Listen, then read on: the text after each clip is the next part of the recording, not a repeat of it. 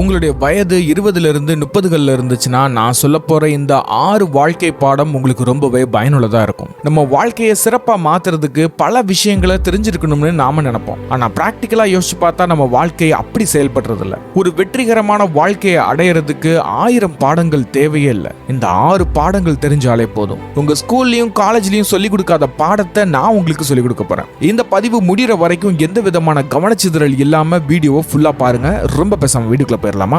Hello மக்களே, நான் உங்கள் நண்பன் நேவஸ். Welcome to the channel talk series podcast. நான் சொல்ல போற இந்த 6 பாடங்கள் வெறும் பாடங்கள் மட்டும் இல்ல, நம்ம வாழ்க்கைக்கான விதிகள். நீங்க எந்த விதமான வேலை செய்யறவங்களா இருந்தாலும் சரி, இல்ல படிக்கிறவங்களா இருந்தாலும் சரி, நான் சொல்ல போற இந்த 6 விதிகளை கடைபிடிச்சு நடந்தீங்கன்னா நீங்க வெற்றி அடையறதை யாராலும் தடுக்கவே முடியாது. அதுல நம்பர் 1, ஹெல்த் இஸ் எவ்ரிதிங்.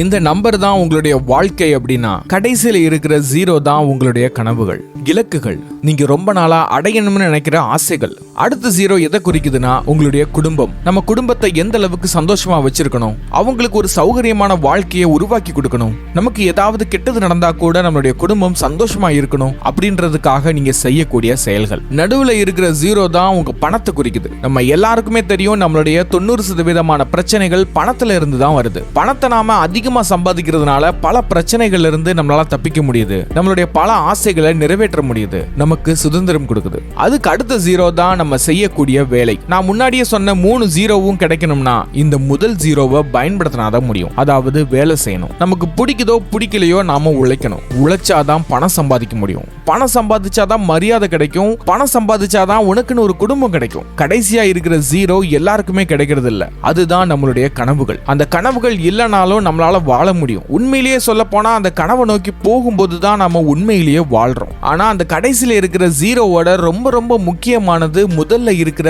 இந்த எண் 1 தான். அதுதான் நம்மளுடைய ஆரோக்கியம். அந்த முதல் எண்ணான 1 உங்க வாழ்க்கையில இல்லைனா மற்றது எதுக்குமே மதிப்பு கிடையாது. ஆரோக்கியம் இல்லைனா உங்களால சரியா வேலை செய்ய முடியுமா? கண்டிப்பா முடியாது. வேலை சரியா செய்யலைன்னா பணம் கிடைக்குமா? கண்டிப்பா கிடைக்காது. பணம் கிடைக்கலனா உனக்கு மரியாதையும் கிடையாது, ஃபேமிலியும் கிடையாது. இது எதுவுமே இல்லாதவனுக்கு கனவுகள் வெறும் கனவு மட்டும்தான். நம்மள எத்தனை பேர் ஆரோக்கியமா இருக்க முயற்சி செய்யறோம்? ஆரோக்கியமா இருக்க முயற்சி செய்யறவனை பார்த்தா பூமர்னு சொல்லுவோம். நம்ம கிட்ட ஒரு விஷயம் இருக்கும்போது அதோட அருமை நமக்கு பெருசா தெரியறது இல்ல. அது நம்ம கிட்ட இல்லாத போதுதான் அதனுடைய வெறுமை நம்மள ரொம்ப சோதிக்குது. குடி போதையில பைக்ல போகும்போது நான்லாம் ஒரு நாளும் கீழே விழுந்ததே இல்ல, நான் ஸ்கூல் படிக்கும் போதுல இருந்து இப்படிதான் வண்டி ஓட்டுவேன் அப்படின்னு அதை ஒரு சாதாரண விஷயமா எடுத்துட்டு வண்டி ஓட்டுவாங்க. ஆனா அப்படி வண்டி ஓட்டி விபத்து ஏற்பட்டு தன்னுடைய கையோ காலோ இல்லாதவனுக்கு தான் குடிச்சிட்டு ஓட்டுறது எவ்வளவு பெரிய தப்புன்றது புரியும். விபத்தை சந்திக்காதவனுக்கு அது எப்பவும் போல ஒரு சாதாரண நாள் தான். Health is wealth. ஆரோக்கியமே சிறந்த செல்வம்னு சொல்லுவாங்க. கடவுள் உங்க முன்னாடி வந்து இன்னைக்கு உங்க கையில 100 கோடி ரூபாய் கொடுக்குறேன், ஆனா நாளைக்கு காலையில உங்களால எந்திரிக்கவே முடியாது, உங்களுடைய மூச்சு நாளைக்கு காலையில 6 மணிக்கு நின்றும்னு கடவுள் வரம் கொடுக்குறாருன்னா அந்த வரத்தை நீங்க எடுத்துக்குவீங்களா?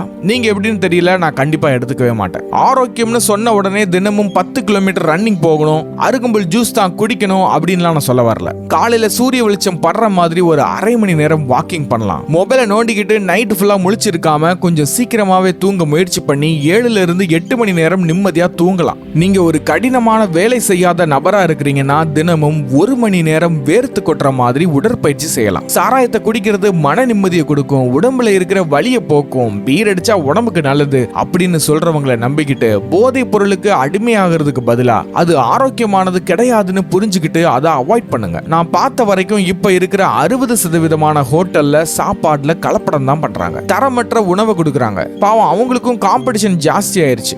விலையை கம்மி பண்றது மட்டும் இல்லாம சாப்பாடோட தரத்தை கம்மி பண்றாங்க. தரத்தை கம்மி பண்றது மட்டும் இல்லாம நமக்கு தெரியாத பல கெமிக்கல்களை நம்ம உணவுல சேர்க்கறாங்க. எனக்கு நல்லா தெரியும், இங்க இருக்கிற பல பேர் வீட்டுல தோசை மாவு வீட்டுல அரைக்க மாட்டோம், கடையில தான் வாங்குறோம். அப்படி உங்க ஊர்ல ஒரு ஃபேமஸான தோசை மாவு பிராண்ட் இருக்கும், அந்த பிராண்ட்ல தான் வாங்கணும்னு உங்க வீட்லயே சொல்லுவாங்க. அதுக்கு காரணம் அந்த மாவுல தோசை சுட்டாதான் டேஸ்டா இருக்கும், அந்த மாவுல இட்லி அவிச்சாதான் வெள்ளையா புசு புசுன்னு வரும்னு சொல்லுவாங்க. அதுக்கு சில பேர் பேக்கிங் சோடா தான் காரணம்னு நினைப்பாங்க. ஆனா அது கிடையாது. அதுக்கு காரணம் ஒரு ஸ்பெஷல் கெமிக்கல். அதுல கலக்கக்கூடிய chemical sodium bicarbonate gel. Food இண்டஸ்ட்ரியில பயன்படுத்துற எல்லாருக்குமே தெரிஞ்ச ஒரு கெமிக்கல் தான். மேக்ஸிமம் இதை பேக்கரியில தான் பயன்படுத்துவாங்க. பேக்கரியில நான் எல்லாம் கேக் வாங்கி சாப்பிட்டுருக்கேன், எனக்கு எந்த பிரச்சனையும் வந்ததே இல்லை அப்படின்னு நீங்க நினைக்கலாம். ஒரு வாரத்துல எத்தனை தடவை நீங்க கேக் வாங்கி சாப்பிடுவீங்க? ஆனா அதுவே ஒரு வாரத்துக்கு எத்தனை தடவை தோசை மாவு வாங்கி தோசை சுட்டு சாப்பிடுவீங்க, இல்ல இட்லி சாப்பிடுவீங்க?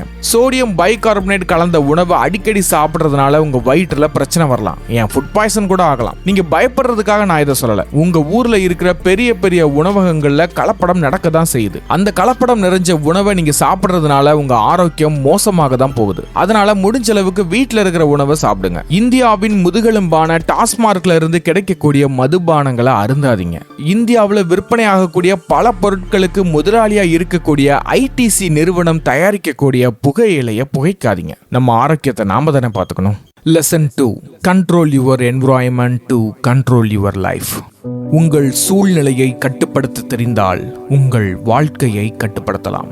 உங்களுக்கு சில நல்ல பழக்கங்களை பழகணும்னு ஆசை இருக்கலாம், இல்ல சில கெட்ட பழக்கங்களை விடணும்னு ஒரு யோசனை இருக்கலாம். அப்படி நாம ஆசைப்படும் போதும் யோசிக்கும் போதும் என்ன செய்வோம்னா, ஒரு பழக்கத்தை பழகணும்னா என்ன கஷ்டம் வந்தாலும் அதை பழகியே ஆகணும். ஒரு கெட்ட பழக்கத்தை விடணும்னா நம்ம யாரு கூட இருந்தாலும் எங்க இருந்தாலும் நம்ம மனசு கட்டுப்பாட்டுல இருந்தா அந்த கெட்ட பழக்கத்தை நம்ம மறுபடியும் செய்ய மாட்டோம் அப்படின்னு நினைச்சிட்டு நம்மளுடைய பழைய சூழ்நிலையில இருப்போம். ஒரு பழக்கத்தை உருவாக்குறதா இருந்தாலும் சரி, சில பழக்கத்தை விடுறதா இருந்தாலும் சரி, அது 6 மாசம் 1 வருஷத்துக்கு கூட கடைப்பிடிச்சு நடந்திருப்பீங்க. ஆனா சில காரணத்தால மறுபடியும் நீங்க அதை ஆரம்பிச்சிருப்பீங்க.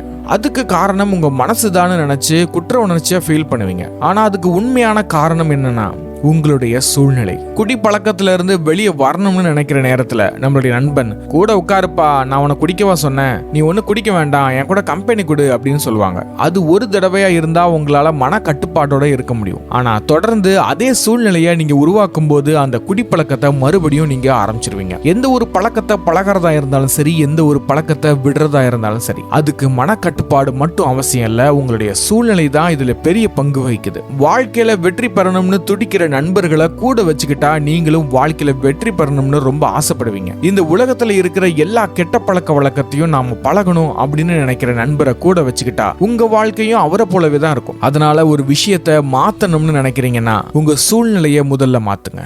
Lesson 3. Stay true to yourself. உங்களுடைய இளமை காலங்களில் நிறைய மனிதர்களை பார்க்க வேண்டிய சூழ்நிலை வரும். அப்படி நீங்க சந்திக்கக்கூடிய எல்லா நபர்கள்கிட்டையும் நீங்க நட்பு வச்சுக்கணும்னு அவசியமே இல்லை. எல்லாருக்கிட்டையும் நல்ல பேர் வாங்கணும் தான், நான் இல்லைன்னு சொல்லவே இல்லை. ஆனா எல்லாருக்கிட்டையும் நல்ல பேர் வாங்குறதுக்காக உங்களை நீங்களே ஏமாத்திக்காதீங்க. உங்களுடைய பொய்யான முகத்தை பார்த்து ஒருத்தர் நண்பர் ஆனார்னா கொஞ்ச நாள்லயோ இல்ல கொஞ்சம் மாதங்கள்லயோ உங்களுடைய உண்மையான முகத்தை பார்த்து நீங்க உருவாக்கின நட்பு முறியறதுக்கு வாய்ப்பு இருக்கு. அதனால முடிஞ்ச அளவுக்கு எல்லாருக்கிட்டையும் உங்களுடைய உண்மையான முகத்தை காட்ட முயற்சி பண்ணுங்க. உங்க உண்மையான முகத்தை பார்த்து ஒருத்தர் நண்பர் ஆனார்னா உங்களை எந்த சூழ்நிலையிலும் தப்பாவே நினைக்க மாட்டாரு. ஏன்னா நீங்க இப்படிதான்னு அவங்களுக்கு கண்டிப்பா தெரியும். இந்த மாதிரியான நட்பு பல வருடங்களுக்கு நீண்டிக்கிட்டே இருக்கும். இப்படி உண்மையான முகத்தை காட்டுறதுனால மத்தவங்களுக்கு மட்டும் உண்மையா இருக்க மாட்டீங்க, உங்களுக்கும் உண்மையா தான் இருப்பீங்க. 100% மக்கள் மத்தவங்களுக்காக தான் வாழ்றாங்க. மத்தவங்க சொல்றதை தான் சரின்னு சொல்லி நம்புறாங்க. மற்றவர்களுடைய கருத்து சரின்னு தலையாட்டுறதுனால அவர்களுடைய தனிப்பட்ட கருத்தை மனசுக்குள்ள பூட்டி வச்சுக்கிறாங்க. அவங்களுக்குன்னு தனிப்பட்ட ஒரு அடையாளத்தை உருவாக்க மறந்துடுறாங்க. இதை நிரூபிக்கிற விதமா தான் 1951ல ஒரு ஆராய்ச்சியை மேற்கொள்றாங்க. அதனுடைய பெயர் தான் சாலமோன் ஆஸ்ச். ரொம்ப பெரிய எக்ஸ்பெரிமெண்ட்லாம் இல்ல. 2 கார்டை கையில கொடுப்பாங்க. ஒரு கார்டுல ஒரே ஒரு கோடு இருக்கும், இன்னொரு கார்டுல 3 விதமான கோடு இருக்கும், அதுவும் வேற வேற நீளத்துல இருக்கும். இந்த ஆராய்ச்சியில கலந்துக்கக்கூடிய போட்டியாளர்கள் என்ன செய்யணும்னா தனியா இருக்கிற ஒரே ஒரு கோடோட மற்ற 3 கோடுகள்ல எந்த கோடு மேட்ச் ஆகுதுன்னு கரெக்டா சொல்லணும். இதுல ஒரு ட்விஸ்ட் என்னன்னா, ஒரு குழுவுல ஒரே ஒரு நபர் மட்டும்தான் உண்மையான போட்டியாளர். மற்றவங்க எல்லாருமே அந்த ஆராய்ச்சிக்காக பயன்படுத்துற நடிகர்கள். முதல் 2-3 ரவுண்டுகளுக்கு அந்த நடிகர்கள் சரியான பதிலை தேர்ந்தெடுக்கிறாங்க. அதனுடைய விளைவா அந்த குழுவுல இருக்கிற உண்மையான போட்டியாளர் எல்லாரும் சொல்றாங்க அப்ப கண்டிப்பா உண்மையா தான் இருக்கும்னு அவங்க தேர்ந்தெடுத்த பதிலையே அந்த போட்டியாளரும் தேர்ந்தெடுக்கிறாங்க. சரின்னு விடை கிடைச்ச உடனே உற்சாகமான போட்டியாளர்கள் அடுத்த ரவுண்டுகளிலும் அந்த நடிகர்கள் தேர்ந்தெடுத்த பதிலையே தான் இவங்களும் சரின்னு சொல்றாங்க. ஆனா போக போக போக நடிகர்கள் தவறான கோடுகளை தேர்ந்தெடுக்க ஆரம்பிச்சாங்க. ஆனாலும் அந்த போட்டியாளர்கள் அந்த நடிகர்கள் தேர்ந்தெடுத்த பதிலையே தேர்ந்தெடுக்கிறாங்க, தோல்வி அடைகிறாங்க. வெறும் 36% மக்கள் மட்டும்தான் அந்த நடிகர்கள் சொல்றத காதுலே கேட்காம தனக்கு தோன்றத பதிலா சொன்னாங்க. இதுல இருந்து என்ன தெரியுது? கூட்டத்துல கோவிந்தா போடுறது ரொம்ப ஈஸி, அது சந்தோஷமா இருக்கும், எளிமையா இருக்கும். ஆனா அதுல இருந்து எதையுமே கத்துக்க முடியாது. உங்க ஸ்கூல்லயோ காலேஜ்லயோ நீங்க உட்கார்ந்து இருக்கும் போது உங்களுக்கு ஒரு சந்தேகம் வருதுன்னா அதை தைரியமா கேளுங்க. ஆபீஸ்ல நல்ல பேர் எடுக்கணும்னு சொல்லி ஒரு தவறான நபருக்கு தலையாட்டாதீங்க. யாருக்கு உண்மையா இருக்கிறோமோ இல்லையோ நமக்கு நாம உண்மையா இருக்கணும். அப்பதான் நம்மள நாம வெறுக்க மாட்டோம். உங்களுடைய உண்மையான முகம் பல பேருக்கு பிடிக்காம போகலாம், ஆனா வெகு சில பேருக்கு உங்களுடைய உண்மையான முகம் பிடிக்கும். உண்மையான முகத்தை காட்டும் போதுதான் நீங்களும் மகிழ்ச்சியா இருப்பீங்க. Lesson 4. Your mind needs rest. இளமை காலத்துல நாம ரொம்பவே வேகமா இருப்போம். அதனாலேயே பல வேலைகளை நாம இழுத்து போட்டு செஞ்சுட்டு இருப்போம். அதுலயும் இப்ப இருக்கிற காலத்துல உடல் உழைப்பு பெருசா இருக்கிறது இல்ல. பல வேலைகளை உட்கார்ந்த இடத்துல இருந்து தான் செய்வோம். அப்படி நாம உட்கார்ந்த இடத்துல இருந்து வேலை செஞ்சுட்டு ரெஸ்ட் எடுக்கும் போது மத்தவங்களுக்கும் சரி நமக்கும் சரி நாம இப்ப என்ன வேலை செஞ்சுட்டோம்னு ரெஸ்ட் எடுக்கிறோம் அப்படின்னு நாம யோசிப்போம். அதிகமான வேலை செஞ்சா அதிகமான ரிசல்ட் எடுக்கலாம், ரெஸ்ட் எடுக்காம வேலை செஞ்சா நிறைய சம்பாதிக்கலாம் அப்படின்னு சில பேருக்கு தோணலாம். ஏன்னா எனக்கும் அப்படிதான் தோணுச்சு. அதுலயும் என்ன மாதிரி சில ஸ்பெஷல் கேஸுக்கு இரவு நேரங்கள்ல வேலை பார்க்கறதுதான் பிடிக்கும். பகல் முழுக்க தூங்குறது, இரவு முழுக்க கண் முழிச்சு 10-12 மணி நேரம் தொடர்ந்து வேலை பார்க்கறது, எந்த விதமான ஓய்வும் இல்லாம வேலை பார்க்கறது. நீங்க எப்படி உடற்பயிற்சி செஞ்சு முடிச்சதுக்கு அப்புறம் ஓய்வு எடுக்கிறீங்களோ அதே மாதிரி தான் நம்ம மைண்டுக்கும் ஓய்வு தேவை. சில பேர் ரெஸ்ட் எடுக்காம ஞாயிற்றுக்கிழமை கூட வேலை பார்ப்பாங்க. அப்படி உங்களை நீங்களே கஷ்டப்படுத்தி வேலை பார்த்தீங்கன்னா மனதளவுல உங்களுக்கு ஏகப்பட்ட பிரச்சனைகள் வர வாய்ப்பு இருக்கு. மனதளவுல பிரச்சனை வந்தா தானாகவே உடம்புலயும் பிரச்சனை வரும். எப்படி உடற்பயிற்சி பண்ணதுக்கு அப்புறம் நல்ல ஓய்வு எடுக்கிறீங்களோ அதே மாதிரி 8 இருந்து 10 மணி நேரம் வேலை பார்க்கறீங்கன்னா அதுக்கப்புறம் ஓய்வு எடுக்கிறது அவசியமான ஒண்ணு. ஆனா அப்படி 10 மணி நேரம் வேலை பார்த்து முடிச்சதுக்கு அப்புறம் நாம என்ன செய்வோம்? ஓய்வு எடுக்கிற நேரத்துல மொபைல் எடுத்து ஸ்க்ரோல் பண்ணிக்கிட்டு இருப்போம், இல்ல டிவில ஏதாவது படம் பார்ப்போம், நெட்ஃபிளிக்ஸ்ல ஏதாவது மூவி பார்ப்போம். அது உண்மையான ஓய்வான்னு கேட்டா கண்டிப்பா இல்ல. மறுபடியும் உங்க மூளைக்கு அதிக வேலை கொடுக்குறீங்கன்னு தான் அர்த்தம். யாருக்கிட்ட நீங்க போன் பேசினாலும் சரி, ரீல்ஸ் பார்த்தாலும் சரி, படம் பார்த்தாலும் சரி, அதுல இன்ஃபர்மேஷன் இருக்கும். அந்த இன்ஃபர்மேஷன் உங்க மூளையில ஏறும்போது மறுபடியும் நீங்க டயர்ட் தான் ஆவீங்க. அதனால வேலை முடிச்சு வந்ததுக்கு அப்புறம் உங்க மொபைல் எடுத்து ஓரமா வச்சுட்டு ஒரு அரை மணி நேரம் பிரிஸ்க் வாக்கிங் போங்க. உங்க மைண்ட் ஃபுல்லா கிளியர் ஆயிடும். உங்க உடம்புக்கு மட்டும் ஓய்வு கொடுத்தா போதுமா? உங்க மூளைக்கு யாரு கொடுக்கிறது? Lesson 5. Manage your energy, not your time. ஒரு வேலையை திறன்பட செய்யணும், அதே சமயத்துல சீக்கிரமா முடிக்கணும் அப்படின்னா உங்க நேரத்தை நிர்வாகம் பண்ணக்கூடாது, உங்க ஆற்றலை தான் நிர்வாகம் பண்ணணும். காலையில 9 மணில இருந்து 12 மணி வரைக்கும் நீங்க ரொம்ப ஆற்றல் மிக்க மனிதரா உணர்றீங்கன்னா நீங்க 8 மணி நேரம் செய்யக்கூடிய வேலையை அந்த 3 மணி நேரத்துல செஞ்சு முடிக்க முடியும். ஆனா மதியம் சாப்பிட்டதுக்கு அப்புறம் 2 மணில இருந்து 6 மணி வரைக்கும் உங்களுடைய ஆற்றல் கம்மியா இருக்குதுன்னா அந்த நேரத்துல உங்க மூளைக்கு அதிகமான வேலை கொடுக்காதீங்க. உங்க உடலுக்கு அதிகமான வேலை கொடுக்கிற செயலை செய்ய முயற்சி பண்ணுங்க. அதுதான் உங்களுடைய ப்ரொடக்டிவிட்டியை அதிகப்படுத்தும். இது நான் உதாரணத்துக்கு சொன்னதுதான். உங்களுடைய ஆற்றல் எந்த நேரத்துல அதிகமா இருக்குதுன்றது உங்களுக்கு தான் தெரியும். உங்க ஆற்றல் அதிகமா இருக்கிற நேரத்துல கடினமான வேலைகளை செய்ய முயற்சி பண்ணுங்க. கிரியேட்டிவா செய்யக்கூடிய வேலையை செய்ய முயற்சி பண்ணுங்க. உங்களுடைய நேரத்தை நிர்வாகம் பண்றதை நிறுத்துங்க. ஆற்றலை நிர்வாகம் பண்ண ஆரம்பிங்க. Last lesson. Have a good day to have a great life.